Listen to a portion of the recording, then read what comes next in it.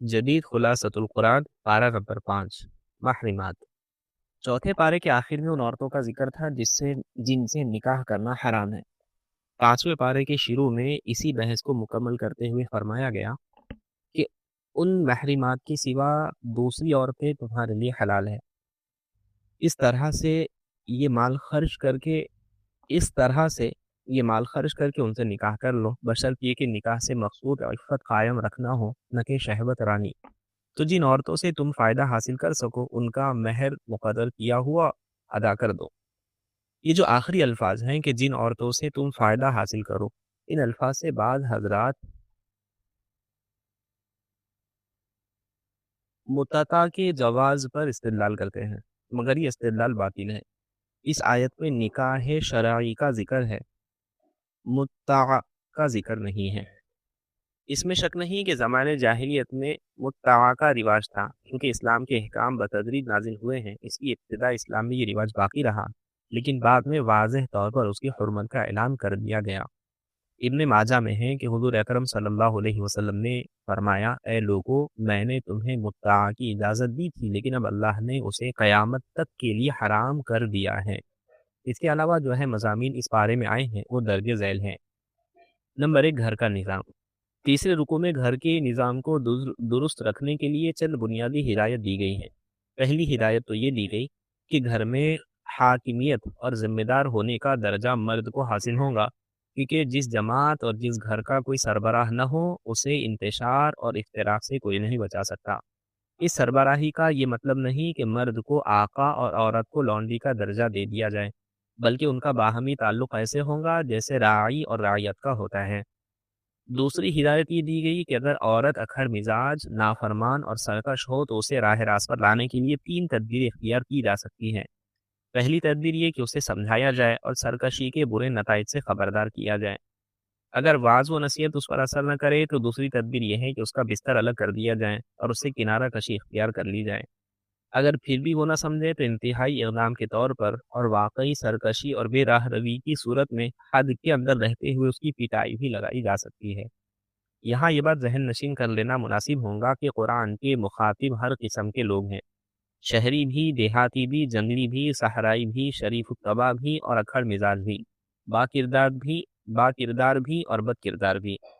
اسلام نے ہر عورت کی پٹائی کی اجازت نہیں دی، بلکہ صرف اسی عورت کی پٹائی کی اجازت دی ہے جو اس کے علاوہ دوسری کوئی زبان نہ سمجھتے ہوں، اور ظاہر ہے پسماندہ معاشروں میں ایسی عورتیں بھی ہوتی ہیں جو پٹائی کے بغیر راہ راست پر نہیں آتی، لیکن وہ ظالم مرد جو چھوٹی چھوٹی باتوں پر وحشیانہ انداز میں عورتوں کی پٹائی لگاتے ہیں، ان کے اس ظلم اور زیادتی کا اسلام سے کوئی تعلق نہیں۔ نمبر 2، اجتماعی زندگی، خاندانی نظام۔ گھر اور خاندان کے نظام کو درست رکھنے کی تدابیر بیان کرنے کے بعد 5ویں رکوع میں اجتماعی زندگی کی درستگی کے لیے ہر چیز اور ہر کام میں احسان کا حکم دیا گیا ہے، اور یہ بھی بتایا گیا کہ احسان کی بنیاد باہمی خیر خواہی، امانت، عدل اور رحم دلی پر ہے۔ حق، عدل اور مساوات کا دین۔ حقیقت یہ ہے کہ اسلام حق، عدل اور مساوات کا دین ہے، اور وہ ساری مخلوق کے درمیان عدل کا حکم دیتا ہے، یہاں تک کہ کافر کے حقوق بھی غصب کرنے کی اجازت نہیں دیتا۔ عثمان بن طلحہ کا مشہور واقعہ، جو کعبہ کے کلید بردار تھے، ان سے فتح مکہ کے موقع پر چابی لی گئی تو بعض مسلمانوں نے کلید بردار ہونے کا شرف حاصل کرنے کی تمنا ظاہر کی، مگر اللہ تعالیٰ نے انہیں کلید کعبہ کو واپس کرنے کا حکم دیا، چنانچہ یہی واقعہ ان کے ایمان لانے کا سبب بن گیا۔ پھر وہ واقعہ بھی قابل ذکر ہے جسے مفسرین نے 6 رکوع کی بعض آیات کے شان نزول کے طور پر ذکر کیا کہ ایک نام نہاد مسلمان منافق، جو اصل میں منافق تھے، اور یہودی کا مقدمہ جب حضور اکرم صلی اللہ علیہ وسلم کی خدمت میں پیش ہوا تو آپ صلی اللہ علیہ وسلم نے یہودی کے حق میں فیصلہ کیا۔ منافق نے اپنے حق میں فیصلہ کروانے کے لیے حضرت عمر کی طرف رجوع کیا تو حضرت عمر رضی اللہ عنہ نے اس کی گردن اڑا دی۔ اس پر منافقین نے بڑا شور و غوغا کیا تو اللہ تعالیٰ نے مسلمانوں کے سامنے اس حقیقت کو خوب اچھی طرح واضح کر دیا کہ کسی بھی شخص کا ایمان اس وقت تک قابل نہیں جب تک کہ وہ اللہ اور رسول صلی اللہ علیہ وسلم کے فیصلوں پر راضی نہ ہو، اور یہ بھی بتا دیا گیا کہ رسول کی بعثت کا اصل مقصد ہی یہ ہے کہ اس کی اطاعت کی جائے۔ رسول صلی اللہ علیہ وسلم کی اطاعت حقیقت میں اللہ ہی کی اطاعت ہے، لیکن ظاہر ہے منافقوں کو رسول صلی اللہ علیہ وسلم کی اطاعت بڑی گراں محسوس ہوتی ہے۔ 60 سے 65 نمبر کی آیتیں۔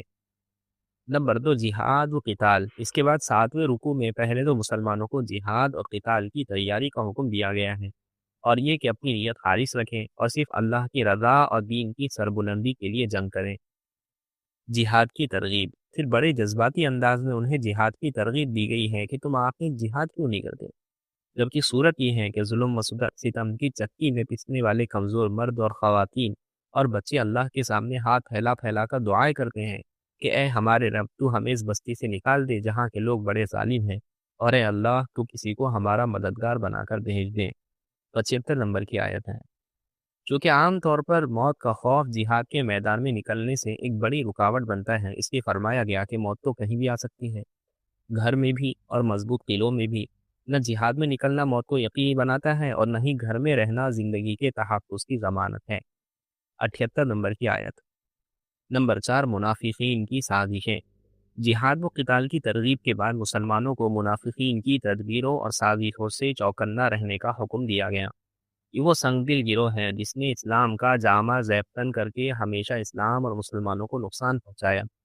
مدینہ منورہ میں جو پہلی اسلامی ریاست قائم ہوئی، اس کے خلاف سازشوں کا تانا بانا بننے میں بھی یہی گروہ پیش تھا۔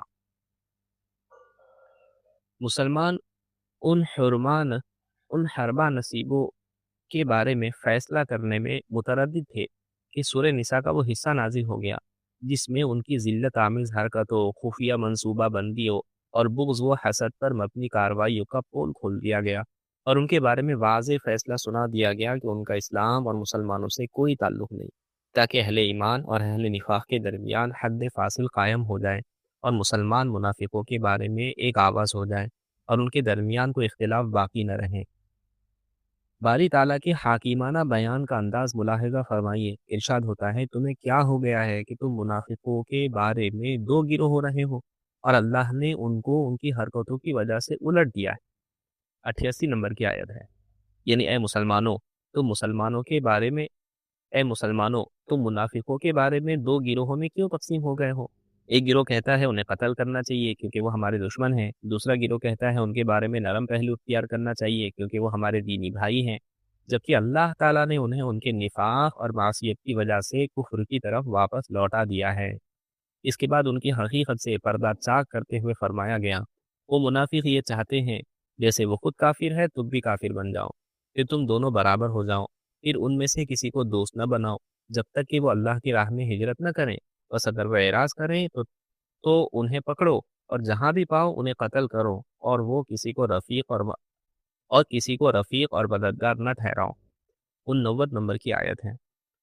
10ویں رکوع میں مومن کے قتل عمد کی سزا بتائی گئی ہے اور اس کے لیے انتہائی سخت لہجہ اختیار کیا گیا۔ فرمایا گیا، جو کوئی کسی مومن کو جان بوجھ کر قتل کرے اس کی سزا جہنم ہے، جس میں وہ ہمیشہ رہیں گا، اس پر اللہ کا غضب ہو اور اس پر لعنت کی، اور اس کے لیے اللہ نے بڑا عذاب تیار کر رکھا ہے۔ 93 نمبر کی آیت ہے۔ ظاہری معنی مراد نہیں۔ اس آیت سے بظاہر یہ ثابت ہوتا ہے مومن کو قتل کرنے والا اگرچہ مسلمان ہی کیوں نہ ہو وہ دائمی عذاب کا مستحق ہے، لیکن بالاتفاق یہ ظاہری معنی مراد نہیں ہے۔ دائمی عذاب کا مستحق صرف وہ شخص ہوگا جو مسلمان کے قتل کو حلال سمجھے گا، کیونکہ ایسا سمجھنے والا کافر ہو جاتا ہے، اور کافر کے لیے ہمیشہ کا عذاب ہے۔ جہاد کی اہمیت، مجاہدین کی فضیلت۔ قتل عمد کی سزا بیان کرنے کے بعد دوبارہ جہاد کی اہمیت اور مجاہدین کی فضیلت بتائی گئی ہے، اور واضح طور پر بتایا گیا ہے کہ اللہ کی راہ میں جہاد کرنے والے اور ہاتھ پر ہاتھ رکھ کر بیٹھ رہنے والے برابر نہیں ہو سکتے۔ یہ جو بار بار جہاد کی طرف متوجہ کیا جا رہا ہے، اگر امت جہاد سے کنارہ کشی کر لیں گی تو اسے ذلت اور رسوائی سے کوئی نہیں بچا سکتا۔ جہاد کے ساتھ ساتھ ہجرت کا بھی ذکر ہے، کیونکہ ہجرت بھی جہاد کی مختلف قسموں میں سے قسم ہے۔ چنانچہ 11ویں رکوع میں فرمایا گیا کہ جو شخص قدرت کے باوجود دارالکفر سے دارالاسلام کی طرف ہجرت نہیں کرے گا اور اس حالت میں اسے موت آ جائے گی تو اس کا ٹھکانہ جہنم ہے۔ 97 نمبر کی آیت۔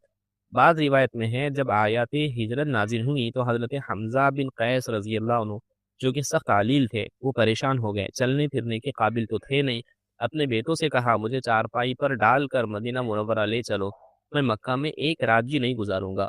وہ چارپائی پر ڈال کر مدینہ لے جانے لگے، لیکن مکہ سے نکلتے ہی ان کا انتقال ہو گیا۔ اس پر اللہ تعالیٰ نے فرمایا، اور جو شخص اللہ اور اس کے رسول کی طرف ہجرت کر کے گھر سے نکل جائے پھر اس کو موت آ پکڑے تو اس کا ثواب اللہ کی ذمہ ہو چکا، اور اللہ بخشنے والا مہربان ہے۔ 100 نمبر کی آیت ہے۔ نمبر 8، صلاۃ خوف اور صلاۃ مسافر۔ چونکہ ہجرت و جہاد میں خوف و خطر کا سامنا بھی ہوتا ہے، اس کی 12ویں رکوع میں صلاۃ الخوف اور صلاۃ المسافر کا ذکر ہے۔ 13ویں رکوع میں اس مشہور واقعے کی طرف اشارہ ہے جس کے مطابق ایک شخص نے چوری کرنے کے بعد ایک یہودی پر بہتان لگا دیا۔ اس نے اور اس کے اقربا نے اپنی چکنی چپڑی باتوں سے حضور اکرم صلی اللہ علیہ وسلم کو متاثر کر لیا۔ قریب تھا کہ حضور صلی اللہ علیہ وسلم اس یہودی کے خلاف فیصلہ فرما دیتے ہیں کہ اللہ پاک نے آیت نازل فرمائی اور آپ صلی اللہ علیہ وسلم کو ایسے لوگوں کا ساتھ دینے اور ان کی وکالت کرنے سے منع فرما دیا۔ ارشاد باری ہے، آپ صلی اللہ علیہ وسلم دغا بازوں کی طرف سے جھگڑا کرنے والے نہ بنے اور اللہ تعالیٰ سے معافی مانگے، بے شک اللہ تعالیٰ بخشنے والا مہربان ہے۔ 105 106 نمبر کی آیتیں۔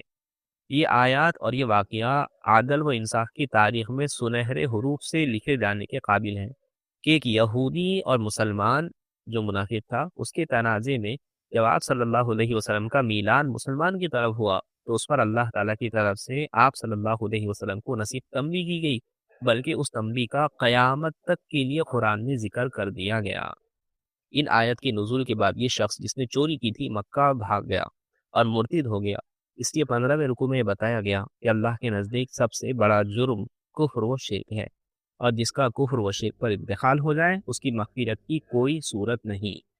اس کے بعد متعدد آیت میں انسان کی سرکشی کا سبب بتایا گیا، وہ یہ کہ اللہ کے مقابلے میں وہ شیطان کی اطاعت کرتا ہے اور اس کو ہدایت کے راستے سے بہت دور لے جاتا ہے۔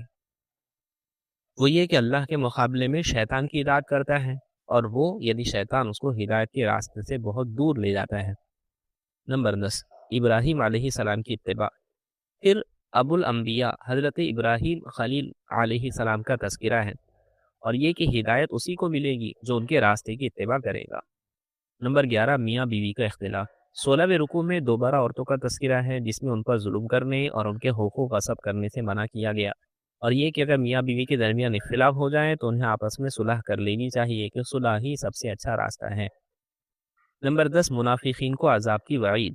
5ویں رکوع کے آخری رکوع میں پانچویں پارے کے آخری رکوع میں دوبارہ منافقین کی مذمت ہے اور انہیں سخت ترین عذاب کی وعید سنائی گئی ہے۔